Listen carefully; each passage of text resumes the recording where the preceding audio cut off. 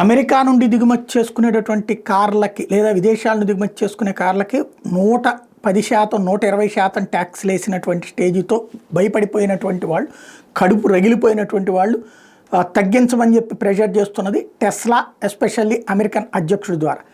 దాన్ని తగ్గించడానికి ఓకే అన్నట్టు ఓకే చేస్తూనే మోడీ తెలివైన ఎత్తుగడ వేశారు. మొదటి నుంచి చెప్పుకొచ్చింది, నువ్వు ఇండియాలో తయారు చేయి, అసెంబ్లింగ్ అయినా చేయి ఇక్కడ, అలా అయితే ట్యాక్స్ ఎగ్జంప్షన్ ఇస్తాం, కానీ డైరెక్ట్గా కార్ తీసుకొచ్చేసి ఎక్కడో చైనాలో తయారు చేసి ఇక్కడ తీసుకొచ్చి అమ్మేస్తానంటే మాత్రం ఆ టారిఫ్లు ఉండాల్సిందని.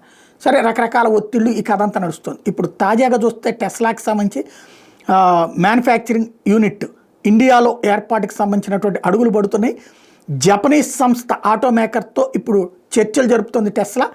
ఇండియన్ ఆటోమేకర్స్తో జపనీస్తో కలిపి ముగ్గురు కలిపి మ్యానుఫ్యాక్చరింగ్ యూనిట్ ఇక్కడ పెట్టేటందుకు అడుగులు పడుతున్నాయి. తద్వారా అప్పుడు ట్యాక్స్ ఎగ్జంప్షన్ లేదా ఈ దేశంలో తయారైన కార్లతో సమానంగా రేట్లు అన్నటువంటి రూట్లోకి అడుగు పెట్టేటటువంటి అవకాశం ఉంది.